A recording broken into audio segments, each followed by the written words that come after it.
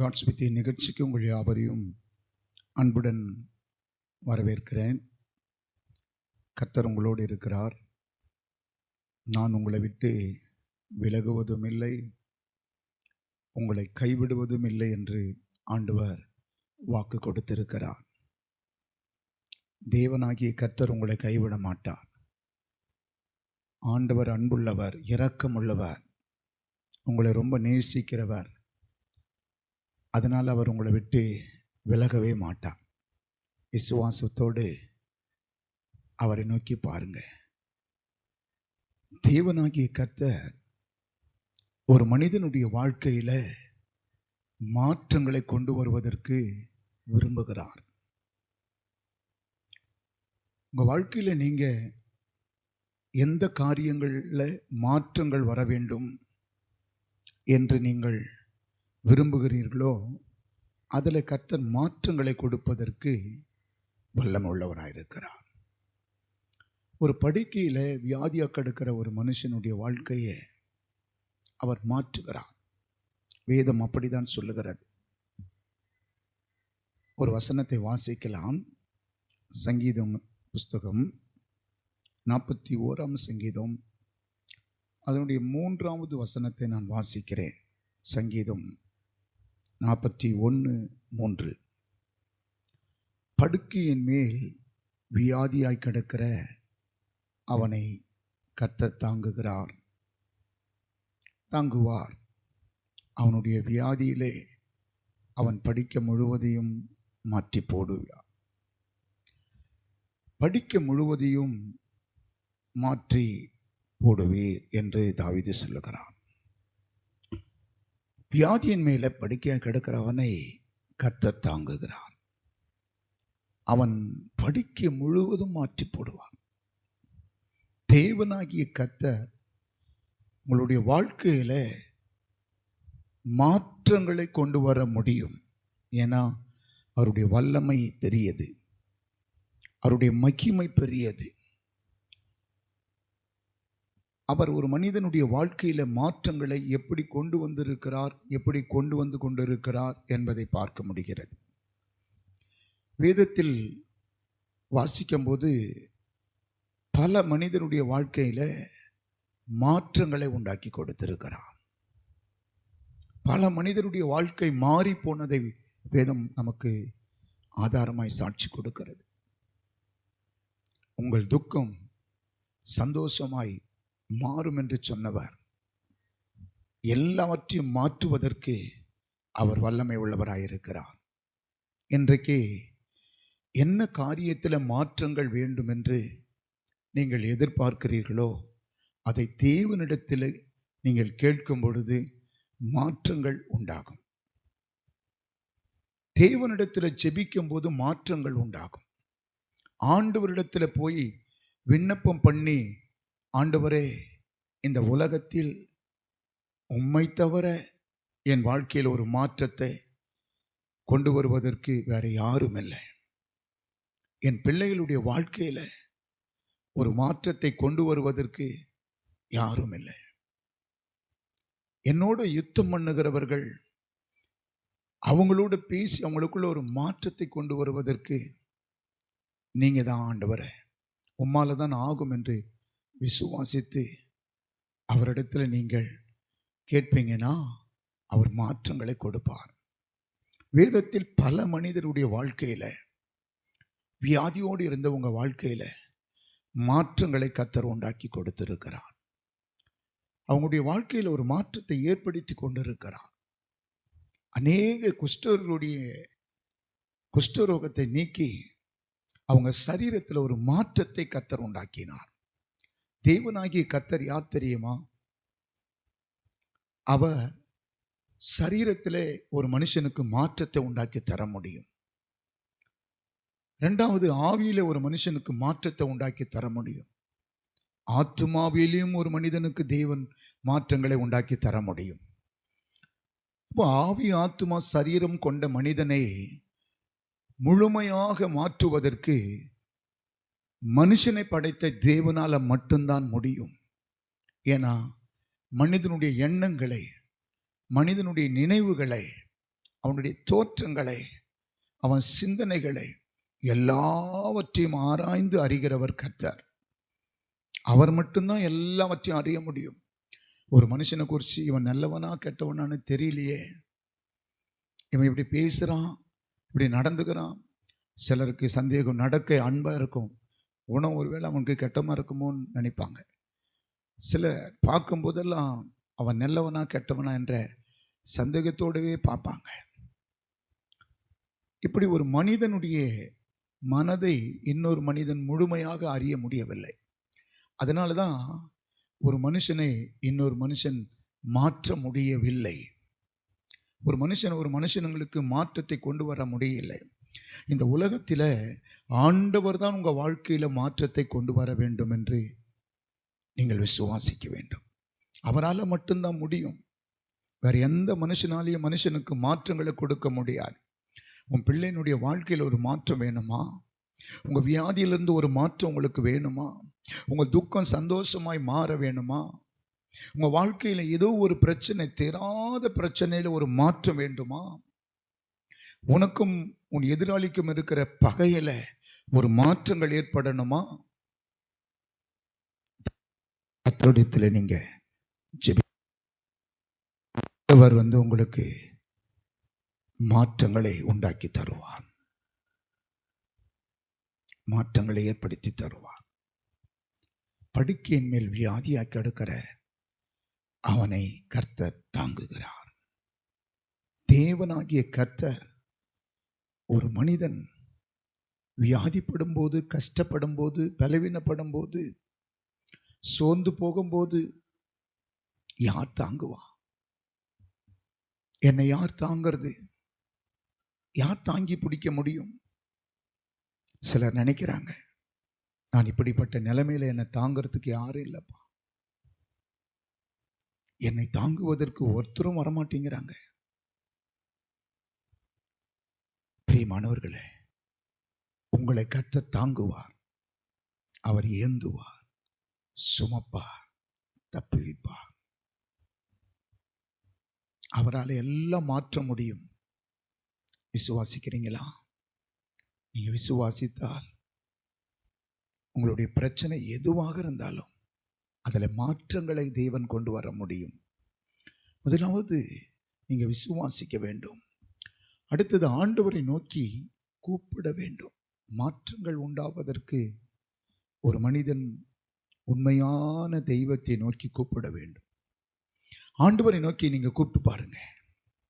வேதத்தில் எத்தனையோ மனிதர்கள் ஆண்டவரிடத்தில் போய், ஆண்டவரே என் வாழ்க்கையில் ஒரு மாற்றம் வேணும், என் வாழ்க்கையில் ஒரு மாறுதல் நான் பார்க்கணும், எவ்வளவோ காலம்தான் நான் இப்படியே கஷ்டப்படுவேன், எவ்வளவோ காலம்தான் இந்த போராட்டத்தை நான் சகித்து கொண்டிருப்பேன்,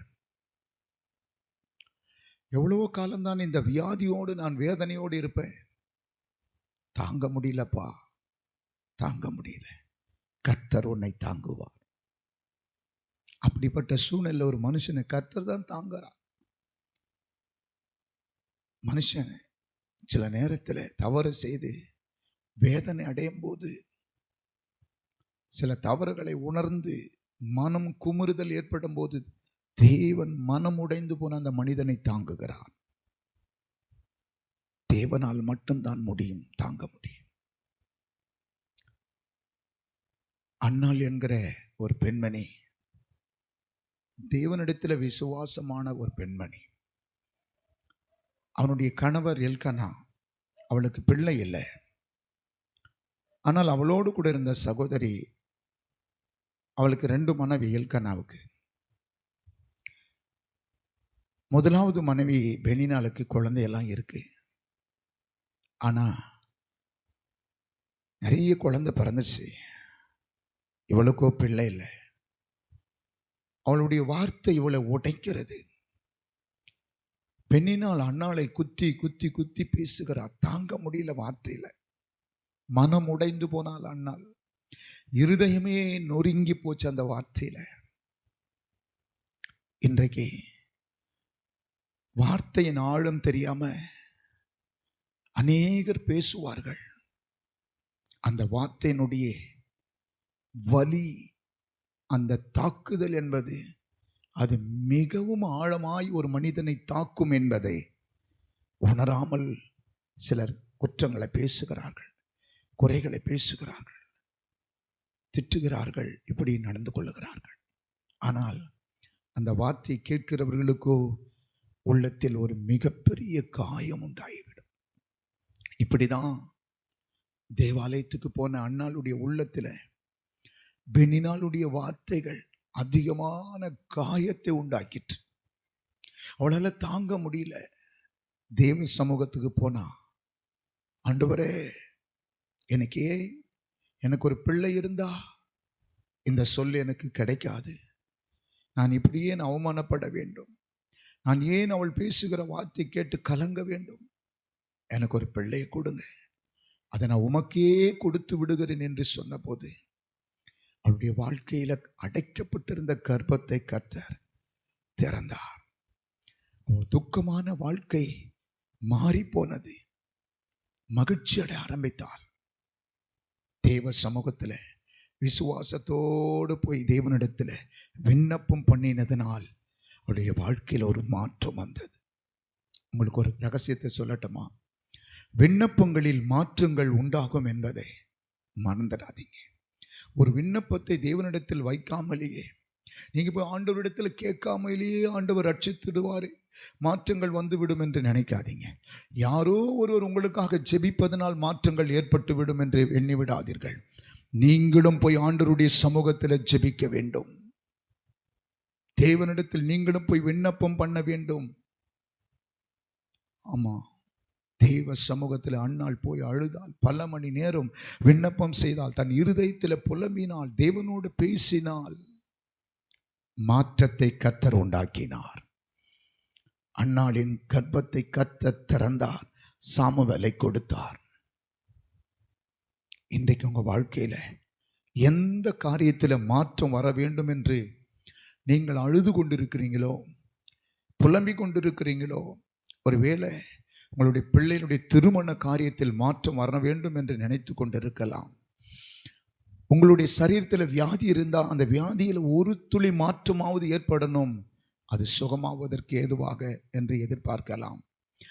உங்கள் பிள்ளைகளுடைய வாழ்க்கையில், படிப்பு காரியத்தில், வேலையில் ஒரு மாற்றம் வரணும். இன்னைக்கு நிறைய பேர் வேலையில் ஒரு மாற்றம் வேண்டும் என்று எதிர்பார்க்கிறாங்க, குடும்பத்தில் ஒரு மாற்றம் வேண்டும் என்று எதிர்பார்க்கிறாங்க, பிள்ளைகளிடத்தில் ஒரு மாற்றம் வேண்டும் என்று எதிர்பார்க்கிறாங்க.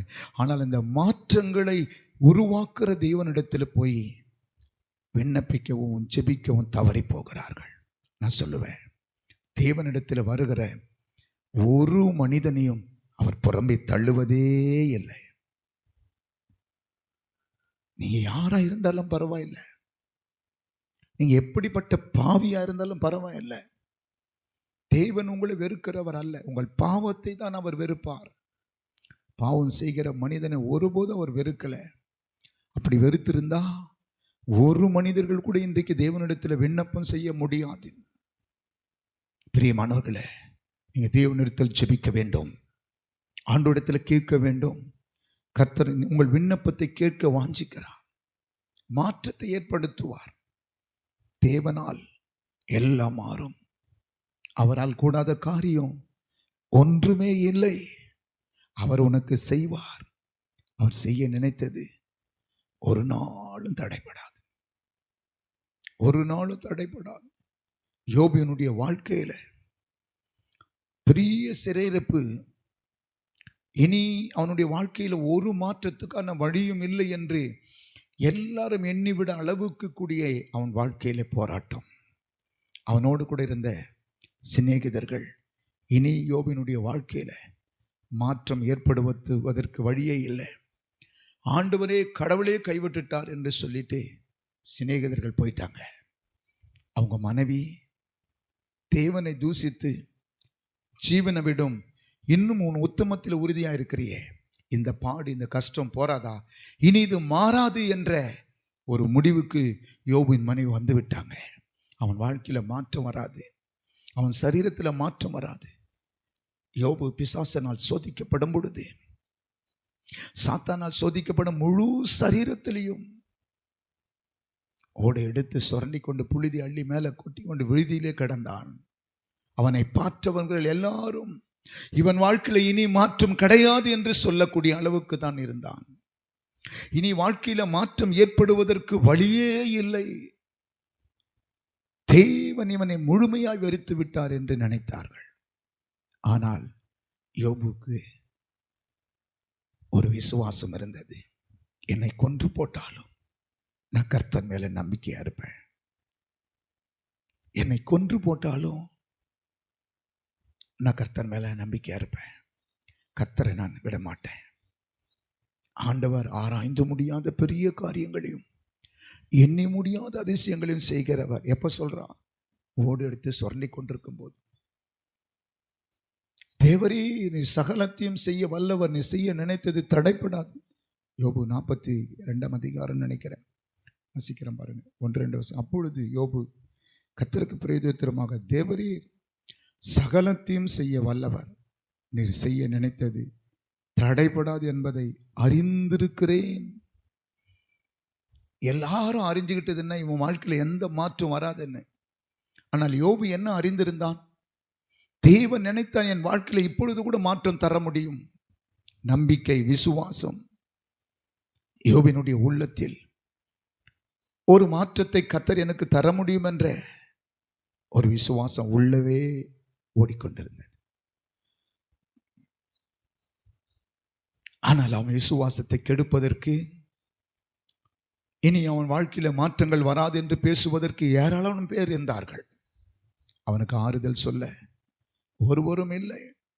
அவங்க மனைவி சொல்லியிருக்கணும், ஐயா உன்னோட இத்தனை கால ஆண்டு நான் வாழ்ந்தேன்,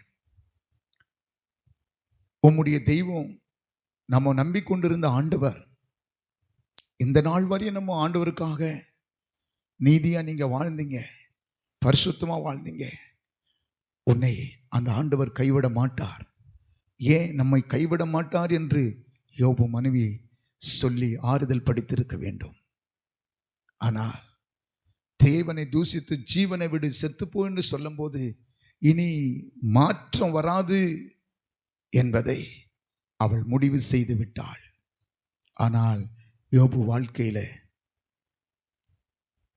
யோபு முடிவு செய்யவில்லை, இனி எனக்கு மாற்றம் வராது. அப்படியெல்லாம் என்னை கொன்று போட்டாலும் நான் கர்த்தர் மேல் நம்பிக்கையா இருப்பேன். என் மீட்பர் உயிரோடு கூட இருக்கிறார், நான் கடைசி நாட்கள் என் கண்கள் அவரை காணும் என்று சொல்லுகிறார். அதுதான் விசுவாசம். யோபு தேவன் மேல் வைத்திருந்த நம்பிக்கை. கடைசி சூழ்நிலை கூட ஒரு மாற்றம் ஏற்படும் என்ற ஒரு நம்பிக்கை. இன்றைக்கு மாறவே மாறாது என்ற காரியத்திற்கு ஒரு பதிலை கர்த்தர் உங்களுக்கு தரும்படி பேசிக் கொண்டிருக்கிறார். மாற்றங்கள் ஏற்படும், உங்க வாழ்க்கையில மாற்றங்கள் ஏற்படும், உங்க வேலையில மாற்றம் ஏற்படும், உங்கள் குடும்பத்தில் ஒரு மாற்றம் ஏற்படும், உங்கள் திருச்சபையில் ஒரு மாற்றம் ஏற்படும், உங்க ஊழியத்தில் ஒரு மாற்றம் ஏற்படும். கர்த்தரால் மாற்றங்களை உண்டாக்க முடியும், மாற்றுவார். காரணம், கர்த்தர் மாறாதவர், வாக்கு மாறாதவர். அவர் மனிதனுடைய வாழ்க்கையில மாற்றங்களை கொண்டு வருவார். அநேகருடைய உள்ளத்தை அவர் மாற்றியிருக்கிறார், அநேகருடைய பாவத்தை அவர் மன்னித்து இருக்கிறார், அநேகருடைய வியாதி அவர் குணமாக்கி இருக்கிறார். அநேக மனிதர்களுக்கு மாற்றங்களை ஏற்படுத்தி மறுவாழ்வு கொடுத்தவர் தான் ஆண்டவராகிய இயேசு கிறிஸ்து. அவர் தான் உங்களோடு கூட இருக்கிறார் என்று நான் சொல்லுகிறேன். அவர் தான் உங்கள் குடும்பத்தோடு உங்கள் பிள்ளைகளோடு இருக்கிறார் என்று நான் சொல்லுகிறேன். கர்த்தர் உங்களோடு கூட இருக்கிறார், ஒருபோதும் உங்களை கைவிட மாட்டார். விசுவாசிக்கிறீங்களா? ஒருபோதும் உங்களை கைவிடவே மாட்டார். தேவனாகிய கர்த்தர் உங்களோடு கூட இருக்கிறார், ஒரு நாளும் உங்களை கைவிட மாட்டார். பிறகு யோபுவினுடைய வாழ்க்கையில பெரிய மாற்றங்களை கர்த்தர் உண்டாக்கினான். யோபு 42:10 வாசிக்கிறேன், கவனிங்க.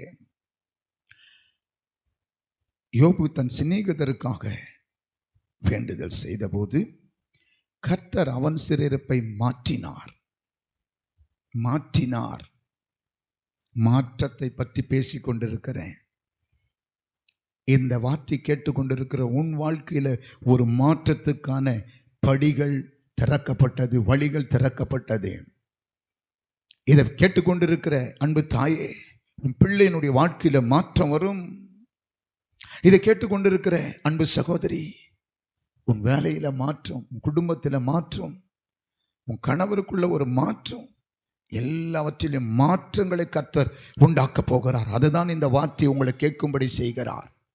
அதுக்கு தான் இந்த வார்த்தை உங்களோடு கூட பேசி கொண்டிருக்கிறார். இந்த வார்த்தை அதற்கு தான் தேவன் உங்களோடு கூட பேசி கொண்டிருக்கிறார். மாற்றங்களை உருவாக்கும் தேவனுடைய வல்லமை உள்ள வார்த்தை மாற்றங்களை உண்டாக்கி தரும். வீட்டில் திமர்வாதமாய் கடந்த வேலைக்காரன் 100க்கு அதிபதி இயேசுவினிடத்தில் வந்து கேட்கிற, ஆண்டவரே ஒரு வார்த்தை சொல்லும், என் வீட்டில் உள்ள வேலைக்காரன் சுகமாவான், அவன் வாழ்க்கையே மாற்றிடும், படிக்க கிடக்கிற அவனை மாற்றிடுவீங்க, வார்த்தை சொல்லும். நடந்தது என்ன? ஆண்டவராகிய இயேசு சொன்னார், நீ போ, அவன் குணமாயிருக்கிறான். வீட்டில் உள்ள வேலைக்காரனை பார்த்து ஒரு வார்த்தை இயேசு சொன்னபோது மாற்றம் வந்து விட்டது. உன்னை பார்த்து கர்த்தர் பேசி கொண்டிருக்க, உனக்கு மாற்றத்தை தரும், நீ பிலீவ் பண்ணு, விசுவாசி. ஆண்டவர் உன் வாழ்க்கையில மாற்றங்களை கொண்டு வருகிறார். இப்பொழுது தேவனுடைய வல்லமை இறங்கி வருகிறது உங்களுக்குள்ளே மாற்றங்களை கொண்டு வருவதற்கு. விசுவாசிக்கிறீங்களா? இன்றும் ஜீவிக்கிறார் ஆண்டவர். அவருடைய வல்லமை பெரியது, பயங்கரமான தேவன் அவர். அவரால் செய்யக்கூடாத அதிசயமான காரியம் ஒன்றுமே இல்லை. அவர் எல்லாவற்றையும் செய்ய முடியும். அவர் எல்லாவற்றையும் செய்ய முடியும்.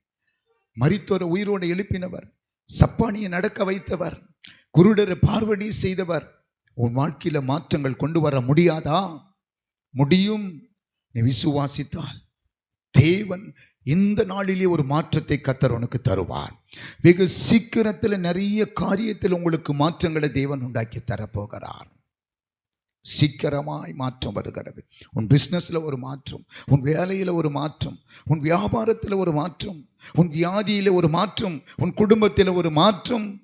மாற்றத்தை கொண்டு வருவதற்கு தேவன் உன்னோடு கூட உன் அருகில் வந்திருக்கிறார். விசுவாசிப்பாயானால் ஆண்டவருக்கு நன்றி சொல்ல, ஆண்டவரை நான் விசுவாசிக்கிறேன், மாற்றத்தை ஏற்படுத்தும். கடைசியில யாரு தேவன் மாற்றத்தை கொண்டு வர முடியாது என்று பேசிவிட்டு யோபுவை தூசித்து விட்டு போனார்களோ, அவர்களுக்காக யோபு அந்த நிலைமையில விண்ணப்பம் பண்ணுகிறார். அவங்களுக்காக வேண்டுதல் செய்கிறார். ஆண்டவரே, அவங்க என் வாழ்க்கையில மாற்றம் வராதுன்னு சொல்றது மட்டும் இல்லை, நிதானமா பேசாம போனது தப்பு தான், அவங்கள மன்னிச்சுதுங்க அப்படின்னு அவங்களுக்காக வேண்டுதல் யோபு செய்கிறார். அப்பொழுதுதான் வசனம் சொல்லுது, கர்த்தர் அவன் சிறையிருப்பை மாற்றினார். யோபுக்கு முன்னிருந்த எல்லாவற்றை பார்க்கிலும் இரட்டத்தனையாய் கர்த்தர் அவனுக்கு தந்தருளினார். முன்னாடி இருந்த எல்லாவற்றிலும் ஒரு மாற்றங்களை கர்த்தர் உங்களுக்கு தருவார். முன்பு நீங்க எதை இழந்து போனீங்களோ, எதை விட்டு விட்டீங்களோ, எதை தொலைத்து விட்டீங்களோ, அதை தேவன் திரும்பவும் தருவதற்கு தன்னுடைய குமாரனாகி இயேசுவை உங்களிடத்தில் அனுப்பியிருக்கிறார். விசுவாசிப்பீங்களா? உங்களுக்காக நான் ஜெபிக்க போகிறேன். இந்த ஜெப வேளையில பெரிய மாற்றங்களை உங்கள் வாழ்க்கையில கர்த்தர் கொண்டு வருவார் என்று இந்த நிகழ்ச்சியை பார்த்து கொண்டிருக்கிறவங்க, வார்த்தை கேட்டுக்கொண்டு இருக்கிறவங்க கண்களை மூடி என்னோடு கூட நீங்கள் ஜெபிக்க வேண்டும். நம்ம ஜெபிக்க போகிறோம். கர்த்தர் ஒரு மாற்றங்களை கொண்டு வருவார். யோபுவின் வாழ்க்கை முடிந்து போனது என்று எல்லாரும் நினைத்தார்கள். உங்களை கூட அப்படி பார்த்து நினைச்சிருக்கலாம், முடிந்து போச்சு உங்க வாழ்க்கை அப்படின்னு. இல்லவே இல்லை. ஒரு காரியத்தை சொல்லி நான் ஜெபிக்க விரும்புகிறேன். எசேக்கியா ராஜா வியாதி பட்டு மரணத்துக்கு ஏதுவான வியாதி அவனுக்கு வந்து விட்டது.